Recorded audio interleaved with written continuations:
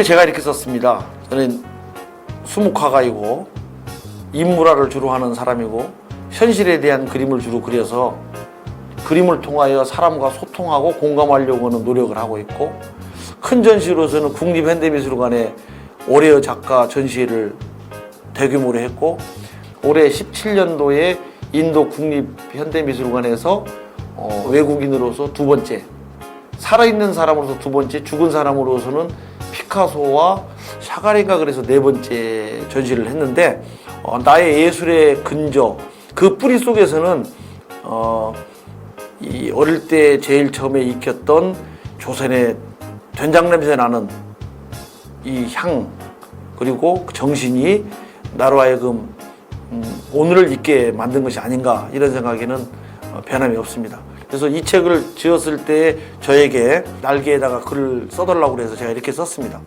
나의 그림에서 만일 어떤 정신의 힘이 표현되고 있다면 그것은 나의 것이 아니라 할아버지의 것이다. 할아버지는 우리 조상들이 이어온 역사와 문화를 속속들이 사랑하고 우리 땅의 아름다움을 목숨처럼 아끼셨다. 나는 까마득히 어린 나이에 할아버지의 등 뒤에서 말과 글과 조선의 마음을 배웠는데 그것들은 고스란히 내 예술의 미천이 되었다. 누군가 내 영혼에 삽질을 한다면 그는 틀림없이 할아버지가 쓴 대동천자문을 발견하게 될 것이다 라고 제가 뒤에 써놨습니다.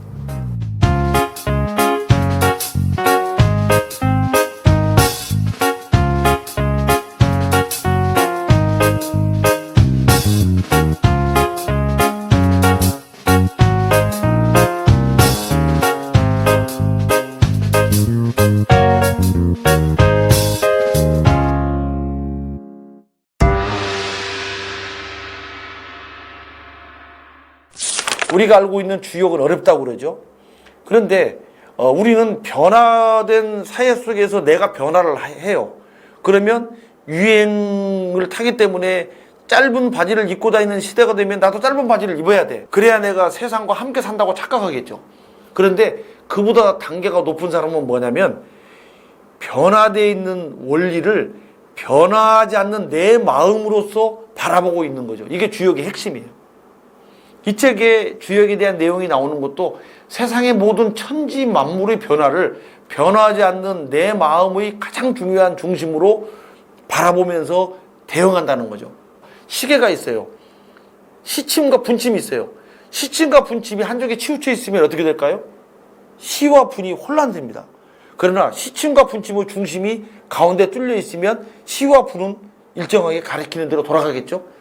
시계에서 가운데는 고정적이 있고 변화된 것에 대응하여 시간과 분을 느끼게 된다는 것이 주역의 핵심입니다. 이 책의 핵심을 만약에 다 줄인다 그러면 그것이에요. 변화하지 않는 나의 가장 강인하고 좋은 이야기로 세상의 변화에 대응하여 세상을 남을 위해 살고 자연에 순응하면서 이롭게, 그리고 국가를 위하여 백성을 위하여 이 목숨을 바쳐야 된다라고 하는 이야기를 이 책은 담고 있습니다. 그런 의미에서 작게 이해관계나 작게 소화를 가지고 있는 사람에게는 나의 사사로운 것을 버려서 큰 뜻을 이루기 위하여는 공부 열심히 하고 부모님께 효도하고 잘 받들고 항상 실험정신을 가지고 새로운 탐구정신으로서 창작과 창의적인 생각을 끊임없이 불러일으켜 세우는 것, 그것이 이 세상에 태어난 자기의 몫을 하는 것이다. 이게 천자문을 배우면서 결론적으로 할아버지께서 하시는 말씀입니다.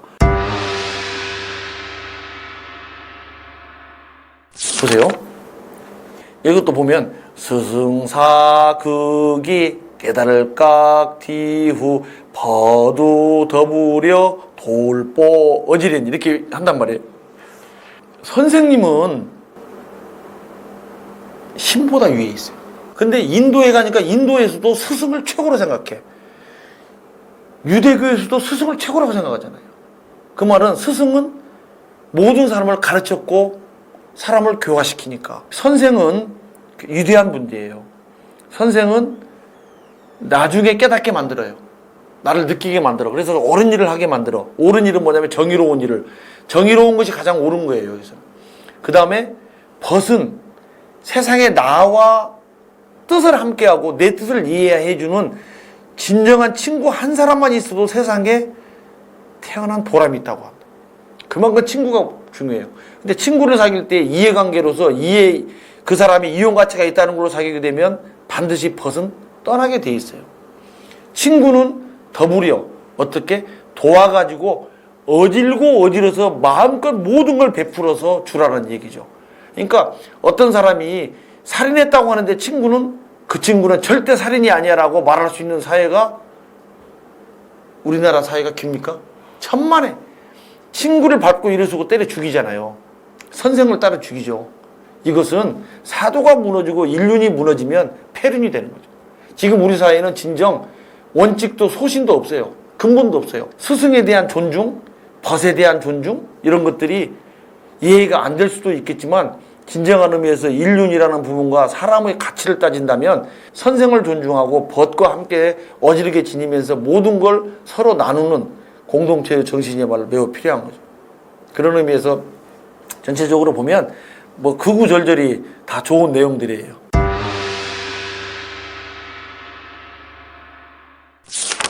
읽어보겠습니다. 뽕나무상 아침에 욱 이슬유 오를승 무궁화근 영화영 업술무 달궁.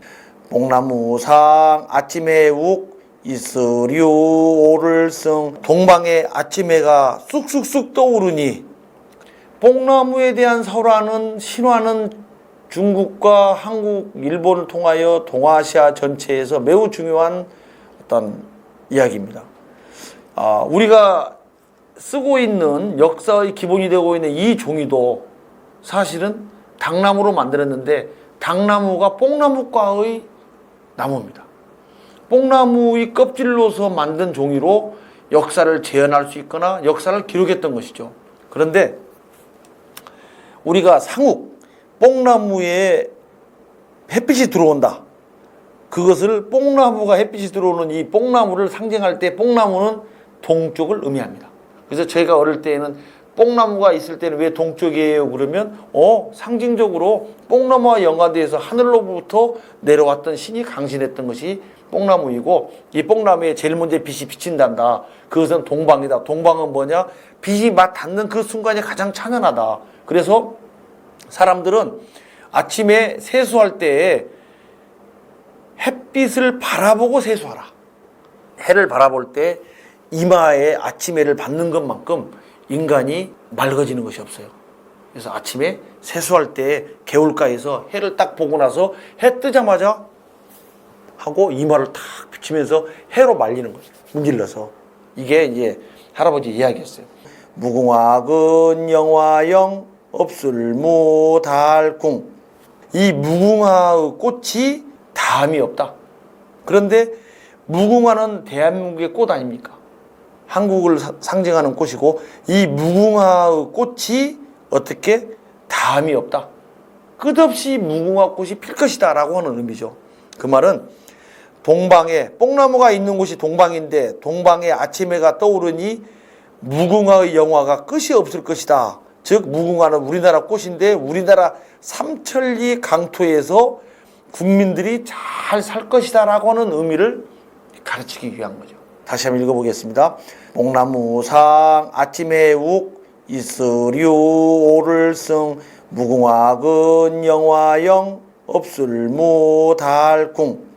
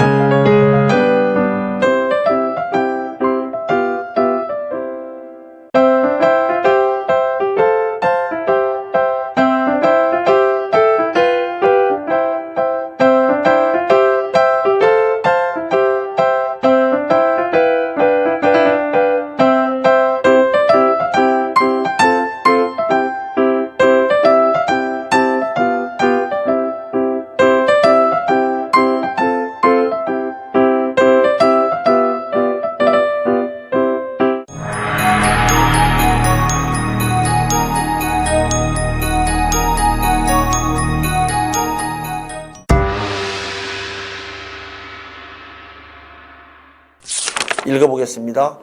홀로독 설립 안이불 무소할 구 길령 명예에 이길 끝정 홀로독 설립 안이불 무소할 구 홀로 서서 두려워하지 않으니 독립이라는 것은 뭐, 이 말 끝대로 하면 홀로 쓴다는 거죠. 거친 비바람, 거친 무서리, 거친 폭풍우 속에서도 본인이 독야청청 우뚝 서서 있는 것은 바위가 물살을 이겨내고 거대한 고사목이 큰 그 태풍이나 해일들을 다 정면으로 맞받아치면서도 그 뼈는 뼛볕이 이제 지키고 있는 거란 말이에요. 자기가 훨씬 더 큰 사람이 될수록 적들은 훨씬 많아지고 강해집니다. 공격성이 무지하게 많아지죠. 그 공격을 이길 수 있는 자가 결국은 혼자 쓸 수 있는 거예요. 길령 명예에 이길 끝정 오래도록 명예롭고 끝이 좋으리라. 맹자에도 그런 구절이 있어요. 어린 시절에 다리를 부러뜨리고 어린 시절에 눈을 아프게 하고 몸을 아프게 하고 굉장히 힘들게 만들어 놓은 것을 어떤 사람은 왜 재수없게 나한테만 이런 일이 생길까? 왜 나한테 이런 시련이 있을까라고 얘기하는 사람도 있고, 반대로 달리 보면 신이 있다면 나에게 이 시련을 주어서 더 큰 인물인가 아닌가를 시험하는 계기로 삼을 것이다라고 하면서 꿋꿋이 어려움을 극복하고 이겨낸다면 과연 그 사람은 큰 인물이 될 수 있는 거죠. 다시 한번 해석해 보겠습니다. 독립이 되었어요. 한국이 45년도에 되고 나서 이제 끝부분에 완성시킨 거니까 일본의 폭정으로부터 독립이 되니 조선이라는 나라는 하늘과 땅이 없어질 때까지 대한민국이라는 나라가 내가 살고 있는 한 영원히 오래 갈 것이다 라고 하는 희망, 미래지향적인 이야기를 이 마지막 구절에 담고 있습니다. 홀로독 설립 안이불 무소할 구 길령 명예에 이길 끝정